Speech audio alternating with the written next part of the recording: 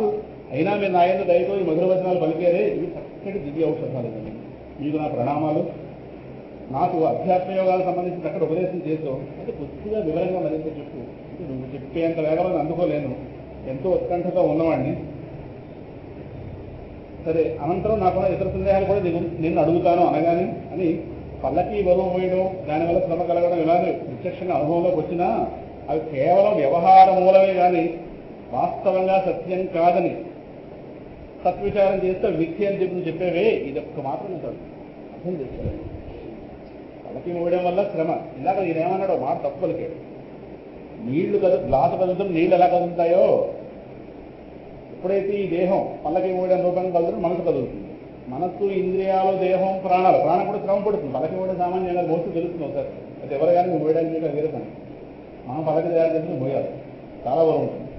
కనుక మోస్తున్నాడు మొత్తం 5 కదులుతాయి, దేహం, ఇంద్రియాలు, ప్రాణం, మనసు, బుద్ధి. ఇవి కదులుతున్నప్పుడు లోపలున్న ఆత్మ కూడా కదులుతుంది కదా అని చెప్పాడు ఇందాక. అంటే ఆయన దృష్టిలో ఆత్మ అంటే ఒక పరిమిత వస్తువు అనుకున్నాడు. గ్లాసులో నీళ్ళు అయితే గ్లాసు కదిలితే నీళ్ళు కదిలినట్టుగా లోపల ఉన్నటువంటి వీటితో తాదాత్మ్యం ఉన్న ఆత్మ కూడా కదులుతుంది కదా అని ఇందాక నేను మాట్లాడాను. కానీ నువ్వు చెప్పిన మాట ఎలా ఉందంటే ఈ పల్లకి బరువు మోయడం ఇవన్నీ కూడా ప్రత్యక్షంగా అనుభవంలో ఉన్నట్టు కనిపిస్తున్నా ఇవి వ్యవహారాలే కానీ ఇవి సత్యం కాదు, మిథ్య. ఆత్మ వీటికి అన్యముగా ఉందని వేరు చేసి చెప్తున్నారు. ఇది ఒక్కటి అర్థం చేసుకోవాలి. అది కదిలితే ఇది కదులుతుంది అని నేనన్నాను. అది కదిలే వస్తువు కాదయా, అది కదలలేనిది, ఇవి కదలకుండా ఉండలేనివి. ఈ రెండింటి యొక్క మిక్స్ ఈ దేహం. ఈ రెండింటికి కలిపి తాళంగా పెంచాడు కదా. మనం 16 అధ్యాయం చెప్పుకున్నాం కదా, రెండింటికి కలిపి తాళంగా పెంచాడు. ఆ తాళంగా పేరే నేను. అందుకే అందులో కూడా 2 ఉండే, తాళం 2 అక్షరాలు, నేను 2 అక్షరాలు. తాళం ఎవరి దగ్గర ఉంది? వాడి దగ్గర. కప్పలు కప్పలు తోముకుంటున్నాం మనం. ఈ కప్పన ఆ కప్ప ఈ కప్ప బాగున్నారా, బాగున్నారు. ఇదో తాళంగా మరో తాళంగా, ఈ దేలో ఉన్నాడు అదేలో ఉన్నాడు, ఎలా బాగున్నాడు అడిగినట్టుంది. అలా అనకపోతే కోపం, అది సమాధానం సరిగ్గా చెప్పకపోతే కోపం. ఈ తాళం కప్పలు పోలేదు. ఆత్మ ఒక కుక్యం, దేహేంద్రియ ప్రాణం అనుభూతులు ఒక కుక్యం, దాన్ని తిరిగి తాళం పడుగు పెట్టాడు. చూడండి, పెళ్లిలో మొత్తం లగేజ్, ఇంపార్టెంట్ లగేజ్ అంతా ఒక దగ్గర పెట్టి ఆ తాళం వేసిన వాడు వాడు దగ్గర పెడతాడు. వాళ్ళ దగ్గర పోతాడు. అందులో పెళ్లి బట్టలు అందులో ఉంటుంది. ఆ వెళ్ళిపోయిన వాడు వెళ్ళిపోతారు. పెళ్లి బట్టలు ఇవ్వాలి, వాడు తాళం పడుతుంది. ఇంకా వాళ్ళ గురించి మరి ఎంతమంది రాహుల్ ఎక్కడున్నాడు, రాహుల్ ఎడవాడు తాళం చెప్పాడు. అలా తర్వాత వీడికి గ్రామం అంతా రావాలి, నా చుట్టూ తిరుగుతారని చెప్పి ఆ తాళం కప్పు మీరు కూడా పెట్టాడు. అదే శుభ్రం తోమకుండా తెల్లారేసి ఇల్లు శుభ్రం, ఒళ్ళు శుభ్రం, ఇల్లు శుభ్రం, ఒళ్ళు అలా కలెక్షన్. అంటే ఆ భ్రమ నాకు సృష్టిస్తాడు పరమాత్మ. వ్యవస్థ ఇది ఒకరు చేసేదా ఒకరు చేయలేదని కాదు. ఇదే పెట్టినప్పుడు ఇదే సత్యం అనుకుంటాం కదా. 10 మందిలో ఒకటి డిఫరెంట్గా ఉంటే లేదు, జడభర్తులున్నా డిఫరెంట్గా ఉన్నాడు. కనుక వాడిని అర్హత ఉన్నవాడు బయటకు లేగాడు. ఎవరు నా జడభర్తులు? అందరూ చైతన్య భర్తలే, జడభర్తలే కదా. అందరూ ప్రపంచ చైతన్య భర్తలే కానీ ఆత్మ చైతన్య భర్తలు ఎక్కడ ఉన్నారు? అందరికీ ముందు చూపే, చాలా ముందు చూపు. ఈనాడు దగ్గర నిలబడితే చెప్తున్నాను గమనించుకుంటుంది. దాటి వెళ్ళిపోతుంది. ఆయన పృథ్వీపతి నిలబడుతుంది. ఈ దేహం పృథ్వీ యొక్క వికారం, పంచభూతాలు పృథ్వీ వల్ల తయారైంది. పంచభూతాలు పాళ్ళు ఉన్నాయి కానీ ప్రధానంగా దీనిలో మట్టి ఎక్కువ ఉంటుంది దేహంలో. అందుకే నలుగు పెట్టినప్పుడు మట్టి వస్తుంది బయట. ఒకటి చెప్పు, రోడ్డు మీద ఉన్న పాషాణానికి దీనికి ఏమి తేడా అంటే ఇది కదులుతోంది, రాయి కదలలేదు అంతే. కదిలించే శక్తి ఒక లోపల ఉంది కాబట్టి కదులుతుంది. అయితే ఈ కదలని దాన్ని చెప్తాను అనుకుంటున్నాను. ఇది కదలలేదని ఎప్పుడు తెలుస్తుందంటే చివరిలో తెలిసాక సాధించేది ఏమీ లేదు. ఈ లోపే తెలుసుకుంటే జ్ఞానం ఉంటుంది కదా. ఏదో కారణమే భూమి నడుస్తుంది. అందుకే దీనికి భారావాహి అని పేరు ఒకటి ఉంది సార్. దీనికి 2 పాదాలు ఉన్నాయి. మడవలు, పిక్కలు, మోకాళ్ళు, ఇలా కాళ్ళు, నడుము, వక్షస్థలం, మెడ, భుజాలు. దీని మీద ఓ పల్లకి ఒకటి పెట్టారు. అంటే తన దేహాన్ని చూపించుకుంటున్నాడు. దీనికి దానికి తేడా ఉంటాయా? 2 ఇలా మొత్తం చూస్తుంది. ఇలా మొత్తం అవయవాలు ఉన్నాయి. దీని పల్లకి పెట్టి మోయిరా నాకు చెప్పలే, దీని మోయమన్నారు. సరే, నాకు కూడా దీన్ని ఎంత వేరే దీన్ని పీడ వదిలించుకున్నాము నేను చూస్తున్నాను. క్రితం జన్మలో ఆ లేని దేహం పీడ వదిలించుకున్నాను. ఇక్కడ ఇంకా ప్రారంభం మిగిలింది. ప్రారంభం మిగిలిన దేహం పడిపోతే మళ్ళీ రావాలి, మళ్ళీ ఎవడో సరుకులు పోవాలి. అందువల్ల ఏం చేశానంటే దీని చేత మోయించేస్తే అయిపోతుంది కదా అని చెప్పి అన్నాం. ఈ విచిత్రం ఏంటంటే ఈ మట్టి ముద్ద ఏదైతే ఉందో ఈ మట్టి ముద్ద మీద పల్లకి పెట్టారు. పల్లకి ఎవరు? చెక్క. ఈ చెక్క ఎక్కడ మట్టిలో చూసి ఇదో మట్టి ముద్ద, దీన్ని మోస్తున్నది ఓ మట్టి ముద్ద. ఆ మట్టి ముద్దలో ఓ కూర్చున్నాడు ఎవడు? రాజునే మట్టి ముద్దలు. ఏ మట్టి భాష అంటారు పృథివీ వికారాలు. సరేనా? సౌమీరరాజు అనేటువంటి ఓ మట్టి వికారం లోపల కూర్చుంది. మట్టి మట్టి మట్టి. ఇందులో ఏ సత్యం అంటారు? దెబ్బగా వాడిని దూరం చేసి పడితే మట్టి కింద మాట్లాడి మొత్తం అంటారు. దీని యందు ఇదే నేను అనే బుద్ధి ఉందే, అభిమానం, దేహాభిమానం, అది ఉండడం వల్లే నేను సిద్ధు దేశానికి రాజుని అని ఒక అవంతుడు అంధుడు అయిపోతుంది. దీనివల్ల నీకు ఎటువంటి ఔన్నత్యం రాబోతున్నా ఇలాంటి గర్వం పొందితే నువ్వు చాలా క్రూరుడివి, కనికరం లేదు. కారణం ఏంటంటే ఇలా బోయిలు తప్పించి వాళ్ళకేదో డబ్బు చేసి పల్లకిని మోయిస్తున్నావు, మళ్ళీ తిరిగి నేను ప్రజలు రక్షిస్తున్నాను అని చెప్పి ఒక పెద్ద మాటలు మాట్లాడుతున్నావే. ఇలాంటి మాటలు తగడం తగదు. వాళ్ళు ఎంత శ్రమ పడుతున్నారు, పల్లకి మోస్తుంది తెలుస్తుంది, మోయి అవుతారు కదా. మనం అందరితో మోయిస్తే నేను డబ్బు ఇస్తాను కదా అంటావు. నువ్వు డబ్బు నోటి అలా పెడితే పల్లకి మోసినట్టు అవుతుందా? వాళ్ళ డబ్బు లేదు కనుక ఆ డబ్బు కోసం వాళ్ళు నానా శ్రమ పడుతుంది. బదరీ కేదాలు వెళ్తే తెలుస్తుంది వాళ్ళు ఎంత శ్రమ పడతారు. మనం ఇచ్చేస్తాం 2000-2500 వచ్చి జాబు పడి ఎన్ని మెట్లు ఎక్కాలి బయటపడి. ఎక్కడ కేదారు ఎక్కడికన్నా వేరమాడతాం మనం. మన ఇచ్చిన గురకా వాళ్ళు ఉంటారు, వాళ్ళు అలా ఇస్తారు. ఇంకా గుర్రాన్ని అయితే ఎంత హింసిస్తారంటే పాపం దాని పాదాలు ఎక్కడ పడతాయో చూసి తెలుస్తుంది. అసలు ఎక్కడ నేల ఉంటే కదా అక్కడ రాళ్ళు ఆ రాళ్ల మధ్యలో పడిపోతుంది. కదలపోతే వాడు అలా కొడుతుంటాడు. ముందు గుర్రం, వెనకాల గుర్రం, మంచి పక్కకి వెళ్ళి పడిపోతాం. గుర్రానికి అందుకే నడవలేక మధ్యలో ఒక నీళ్లు తవ్వితే మధ్యలో అప్పుడు వాడి అవస్థ చూసి తెలుస్తుంది.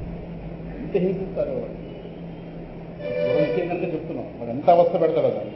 కూర్చున్న వాడికి అవస్థ విడివ నడవద్దండి అంత నడవలా చివరిదాకా రోజు. ఎందుకని వాడేది అనిపిస్తే కదా ఆ డబ్బు కోసం కదా. ఇలా పలకడం ఏమాత్రం తగదు. ఎందుకంటే ఈ చరాచర ప్రాణులు కూడా ఈ భూములోంచి పుడుతున్నాయి, ఇందులోనే లీనమవుతున్నాయి, మనం చూస్తున్నాం కదా. అయితే క్రియాభేదాల వల్ల రకరకాల వ్యవహారం లోకానికి కనిపిస్తున్నాయి. అలాగే రఘుగణ మహారాజా, పృథ్వీ అనే పేరుతో వ్యవహరింపబడే పదార్థం కూడా మిథ్య. ఈ ప్రపంచంలో ఏది సత్యం కాదు. ఎందుకంటే భూమి సత్యం కాదు. కారణం దీనికి కారణం మరొకటి. ఆకాశం నుంచి వాయువు, వాయువు నుంచి అగ్ని, అగ్ని నుంచి జలం, జలం నుంచి భూమి పుట్టింది. అంటే భూమి కారణంగా జలం ఉంది. సో అది కారణం, ఇది కార్యం. కార్యం ఎప్పుడైనా మిథ్య. సో ఈ భూముడు సత్యం అయింది, సత్యం కాదు. కానీ సత్యంలా కనిపిస్తుందో లేదా? ప్రపంచంలో ప్రతీది అంటే సత్యం కాకపోయినా సత్యంలా కనిపించి మోసం చేసేస్తే ప్రతీది కదా. అలాగే ఇవన్నీ కూడా అజ్ఞాన కల్పితాలు, పంచమహాభూతాలు. అలాగే ఇంక ద్వైత ప్రపంచంలోనూ పదార్థాలు ఉన్నాయి కదా. లావు, సన్న, చిన్న, పెద్ద, కారణం, కార్యం. ఎన్ని మాటలు మాట్లాడుతున్నామో తెల్లారులేస్తుంది. ఆవిడేంటో అర్థమైపోయిందిరా అంటారు. తిండి అయింది దాన్ని తరువాత ఈవిడ లైఫ్ అయిపోయాడు, ఇది రోగమా అంటారు. ఇలా అయిపోతే రోల, అలా అయిపోతే రోల. ఇవే మాటలంటే లావు, సన్నం, చిన్న, పెద్ద. వాడు చిన్నవాడు, వాడు పెద్దవాడు. కారణం, కార్యం. వీడు కొడుకండి, వీడు తల్లిదండ్రులు.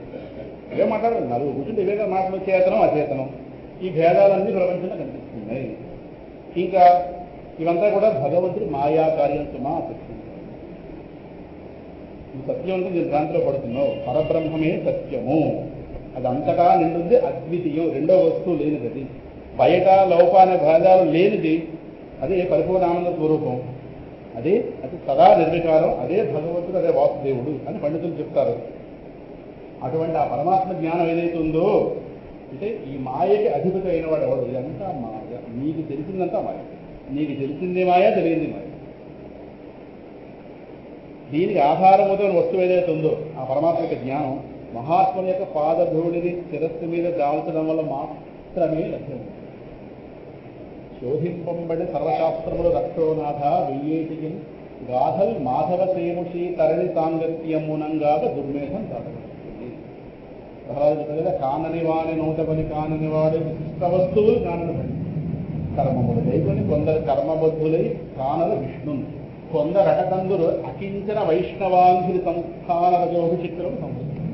మహాత్ముల పాదధూళి మీద వేస్తున్నవాడే జ్ఞానముడు. అందువల్ల ఏం చేస్తామంటే మహాత్ముల పాదధూళి శిరస్సులు వేసుకోవడం మాత్రం లభ్యమవుతుంది. అంతేగాని అంటే ఈ వాక్య జాగ్రత్తగా అర్థం చేసుకోవాలి. తపశ్చర్యలు, యజ్ఞాలు, వైదిక కర్మలు, అన్నదానాలు, వదిన దానాలు, అతిథి సేవలు, దీనులను ఆదుకోవడం, ఇలాంటి గృహస్థోచిత ధర్మానుష్ఠానాల వల్ల కానీ, వేదాధ్యయనం వల్ల కానీ, జలములు, అగ్ని, సూర్యుని ఉపాసించడం వల్ల కానీ లభింపదు. ఈ జాగ్రత్తగా అర్థం చేసుకోవాలి. ఈ కర్మలు దేనికంటే చిత్తశుద్ధి. ఇవి చేయకపోతే మనసు శుద్ధి పడతాయి. అంటే మనశుద్ధి వరకే ఈ కర్మలన్నీ. ఏవైతే తపశ్చర్యలు, యజ్ఞాది వైదిక కర్మలు, అన్నదానాలకు సహాయ సహకారాలు అందించడం, మన అన్నదానం చేయడం, అతిథి సేవలు, పెద్దలు సేవించడం, దీనులను ఆదుకోవడం చేయాలి. ఇవన్నీ చేయకపోతే మనసులో పాపం ఎలా పోతుంది? ఇది ధర్మానుష్ఠానం, అది వేదాధ్యయనం, ఒక సూర్యుని ఉపాసించడం, అదే అంటే సంధ్యావందనాలు ఇలాంటివి ఏవైతే ఉన్నాయి, ఇవన్నీ కార్యక్రమాలన్నీ కూడా వీటి వల్ల సాక్షాత్తుగా జ్ఞానం రావడం చెప్పడమే కానీ ఇవేషన్ చెప్పడం కాదు. గీతలో కూడా స్వామి చెప్పాడు కదా, ఈ వేదోక్త యజ్ఞకర్మలు వేటి వల్ల విశ్వరూపం దర్శనం అవ్వదు, అనన్య భక్తి ఉంటేనే కలుగుతుంది. అంటే దాని అర్థం వేస్తుంది కాదు. అవి చేస్తున్నప్పుడు కూడా ఒక నిగ్రహంతో చేసి, ఒక నమ్రతతో చేసి, ఆ చేసే భాగ్యం పరమాత్మ కలిగించేయడానికి ఒక నమ్రత చేయాలి. అది చేసి పరమాత్మ అనుగ్రహమే వాటి ద్వారా ఆర్జింపదగినది. అనుగ్రహం ఎప్పుడు కలిగింది అప్పుడు జ్ఞానం. అంతేగాని అవన్నీ కర్మలు ఎత్తిపెట్టడం కాదు. జాగ్రత్తగా చెప్పుకోకపోతే ప్రమాదం పడింది. ఈ తేడాగా అర్థమైంది అనుకోండి, జ్ఞానం వల్ల మోక్షం ఇది దీని వల్ల వస్తుందంటే ఇవి ఎవరు జ్ఞానం ఉంటుంది. జ్ఞానం సదా సిద్ధంగానే మీ గ్రంథాల్లో, ఇది బుద్ధిలో అజ్ఞానం నిండుగా ఉంది. ఎక్కదు ఏం చేయాలి? అటువంటిప్పుడు ఏవైతే ఉన్నాయో వేదోక్త కర్మకాండ పెద్దలు ఏదైతే చెప్పారో వీటిని సాధనలు అంటారు. బుద్ధిగా ఆచరించాలి. జపం, పూజ, జపం, ధ్యానం.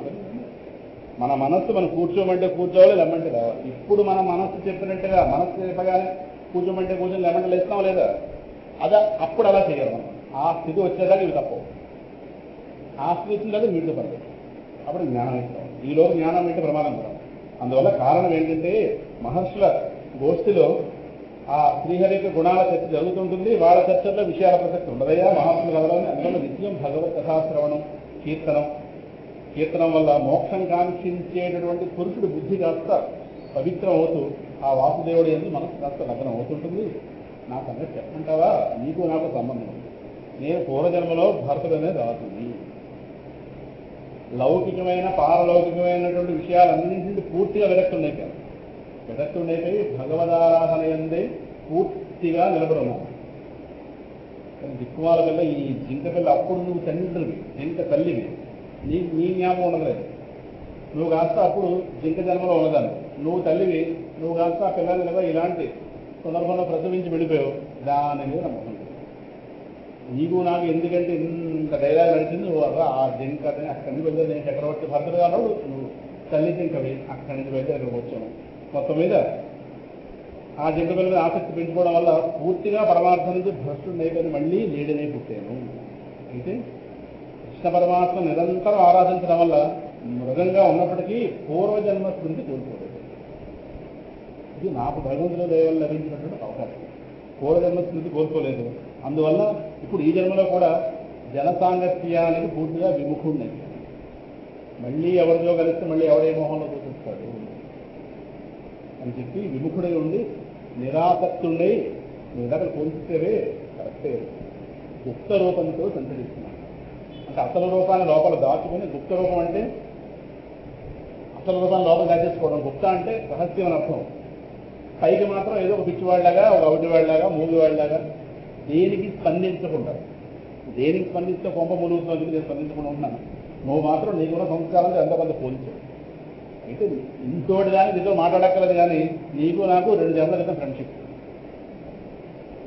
అందువల్ల మళ్ళీ నువ్వు ఇంకో ప్రమాదంలో పడకూడదు కనుక ఏదైనా పూర్వజన్మల ఫ్రెండ్షిప్ ధాటిగా ఉంటుంది. శత్రువైనా పర్లేదు, మిత్రుడైనా పర్లేదు.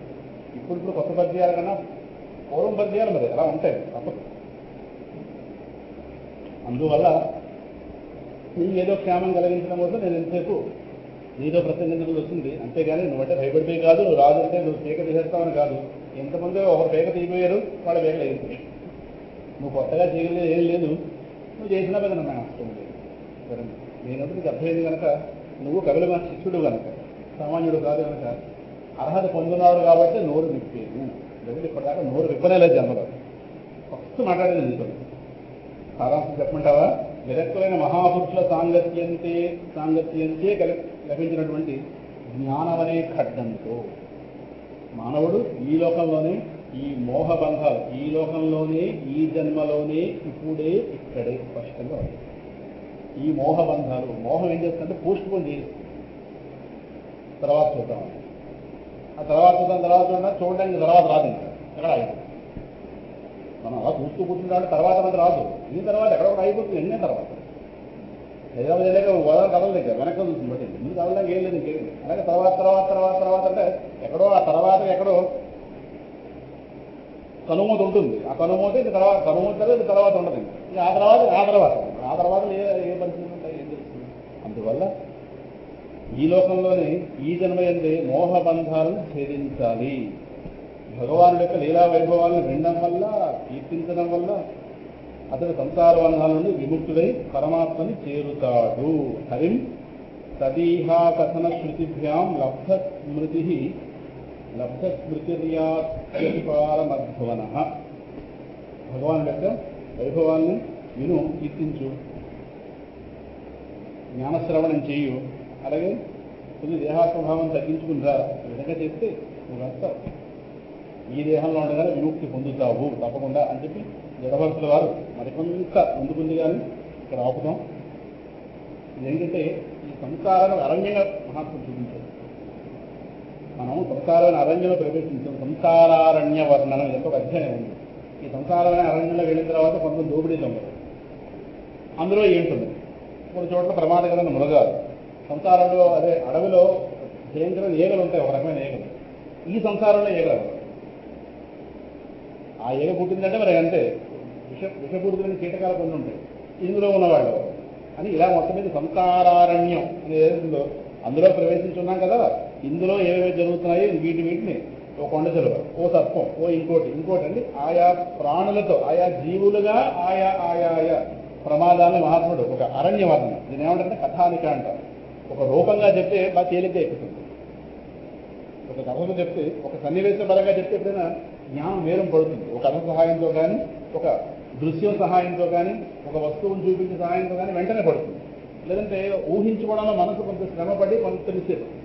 వస్తువును చూపించామనుకోండి, దీనిలాగానే జ్ఞానం అంటే వస్తువులు చూపిస్తుంటాం. అలాగే ఈయన కూడా సంసారం అనే అరణ్యాన్ని వధించి ఇగో ఇలాంటి ప్రమాదంలో మునుగున్నవాడు ఏ మహాత్ముడో ఏ అవధూతో వాళ్ళగా అరణ్యంలో కనుక కలిసి వాళ్ళ కాస్త ఆ అరణ్యంలోంచి మళ్ళీ ఒక క్షేమంకరమైన ప్రదేశంలోకి లాక్కొచ్చే మార్గం చూపించాలి. కానీ ఆ అరణ్యం దాటనది బయటకు రానివ్వదు. అందులో చెప్పేస్తుంటారు. వైకుంఠ పడే కిందకి మీదకి చెప్పేస్తుంది. అందువల్ల ఇటువంటి ఈ అరణ్యంలోంచి బయటకు రావాల్సిందే స్థితి నీకు కలిగింది కాబట్టి నేను నీకు ఎదురయ్యాను. నేను నీకు ఎదురైంది, నువ్వు బయట రావాల్సిన టైం వచ్చింది కాబట్టి ఎదురైనా నీతో మాట్లాడాలనిపించింది కనుక తప్పకుండా నువ్వు దీని నుంచి త్వరలోనే బయటకు రాబోతావు అని ఆ మహాత్ముడు కాస్త చెప్పి అక్కడి నుంచి ఆయన స్వేచ్ఛ ఉన్నవాడు కదా ఆయన కాదు, అలా వెళ్ళి ఆ అవధూత కాస్త అక్కడి నుంచి ఈ భూతలం మీద సంచరించగా అక్కడి నుంచి వెళ్ళిపోయాడు ఈయన జడభరతుడు అని చెప్పడంతో ఈ ఉపాఖ్యానం కాస్త శుక్ల వారు ముగించారు. ఈ రీతిగా ఒక 6 క్లాసుల రూపంగా 2 మంచి ఉపాఖ్యానాలు, మన సాధనకు ఏవైతే విలువైనటువంటి అంశాలు ఏవైతే ఉన్నాయో ఆ అంశాలన్నీ కూడా ఈ ఉపాఖ్యానాల రూపంగా, ఒకటి ధ్రువుడు అనేది జడభరతుడు, జడభరతుడు మళ్ళీ 3 జన్మలు అంటే 3 పాత్రలు. ఆ 3 పాత్రల్లో రకరకాల సమస్యలు, వాటి ద్వారా మనం సేకరించవలసిన సమాచారం వీటన్నిటిని కూడా సుఖమహర్షి ముఖత పరీక్షిత్ మహారాజు గారు ఏదైతే శ్రావణం చేశారో దాన్ని భగవానుడి దేవల్ల ఈ తొలి ఏకాదశి అలాగే పూర్ణిమ గురు పూర్ణిమ సందర్భంగా చెప్పుకునేటటువంటి అవకాశం మనకు అనుగ్రహించినటువంటి ఆదికర్త భగవంతుడికి ప్రణామాలు. ఆ విధంగానే మనకి ఈ విధంగా వేదికని ఇచ్చి మనకి ఈ విధంగా సహకారం అందించినటువంటి శ్రీ క్షత్రియ సంక్షేమ సమితి వారి నిర్వాహక వర్గం ఎవరైతే ఉన్నారో సుబ్రాజు గారు, సురేంద్ర గారు, ఇతర పెద్దలు వాళ్ళందరికీ ఆ విధంగానే మన ప్రారంభాన్ని ఒక 6 రోజుల పాటు అనుకూలం చేస్తున్నటువంటి ఆ విధాతకి కదా అనుకూలం చేస్తే లేదంటే రకరకాల ఇక్కడ రావడానికి అనుకూలమైన పరిస్థితులు వస్తాయి. కలిగించిన ఆ విధాతకు మనం నమస్కారం, మనం తీర్చిదిద్దుతున్న గురువులకు నమస్కారం, శాస్త్రానికి నమస్కారం, పెద్దలకు నమస్కారం, మనకన్నా తల్లిదండ్రులకు నమస్కారం.